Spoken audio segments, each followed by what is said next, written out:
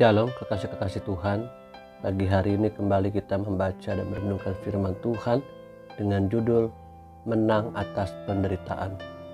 Jumat edisi Kitab Ayub bersama dengan saya Fani Paendok. Ayub pasal 10 ayat 1 sampai 10. Aku telah bosan hidup.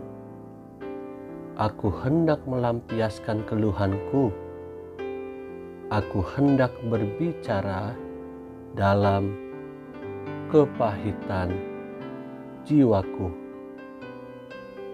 Aku akan berkata kepada Allah, jangan mempersalahkan aku. Beritahukanlah aku mengapa engkau berperkara dengan aku. Apakah untungnya bagimu mengadakan penindasan, membuang hasil jerih payah tanganmu, sedangkan engkau mendukung rancangan orang fasik?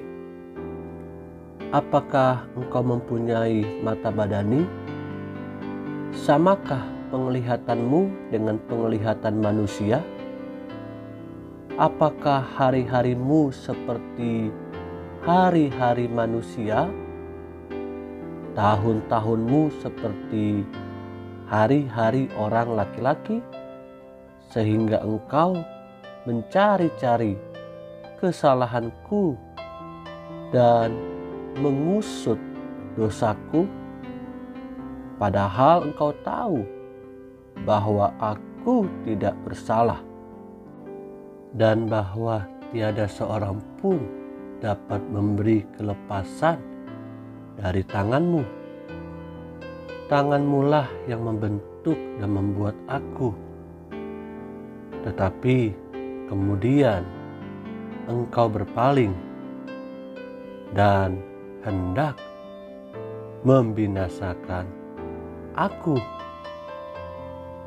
Ingatlah bahwa engkau yang membuat aku dari tanah liat, tetapi engkau hendak menjadikan aku debu kembali. Bukankah engkau yang mencurahkan aku seperti air susu dan mengentalkan aku seperti keju?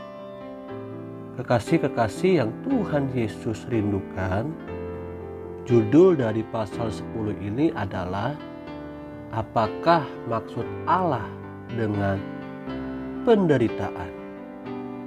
Apakah maksud Allah di dalam masa-masa sukar yang dihadapi oleh Ayub? Tidak ada satupun di antara kita yang mau tinggal berlama-lama di dalam masa-masa yang sukar atau hidup di dalam penderitaan. Semua kita ingin segera keluar dari masa-masa seperti ini.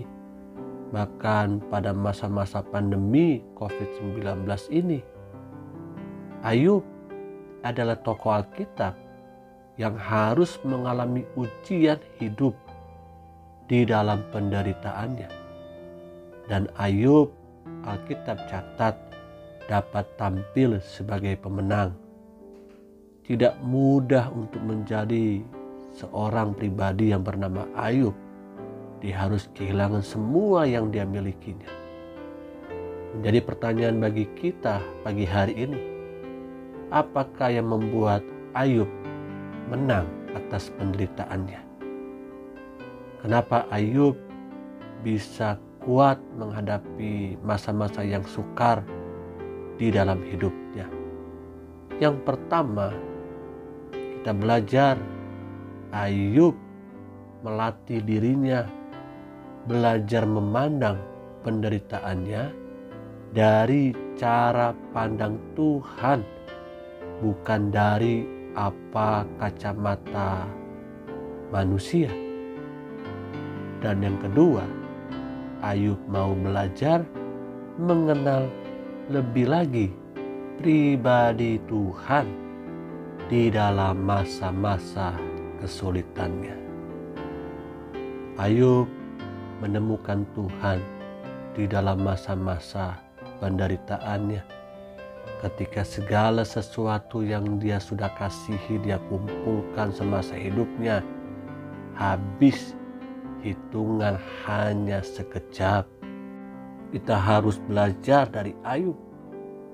Ayub sungguh-sungguh melihat dan menemukan Tuhan di dalam penderitaannya. Jika hari ini kita masih hidup di dalam masa-masa yang sulit, masa-masa yang sukar, kita masih ada di dalam penderitaan, lihatlah dan pandanglah. Ada Tuhan di dalam penderitaan masalah yang diizinkan olehnya untuk kita diuji, supaya kita bisa naik level. Tetap andalkan Tuhan, tetap libatkan Tuhan. Haleluya, amin.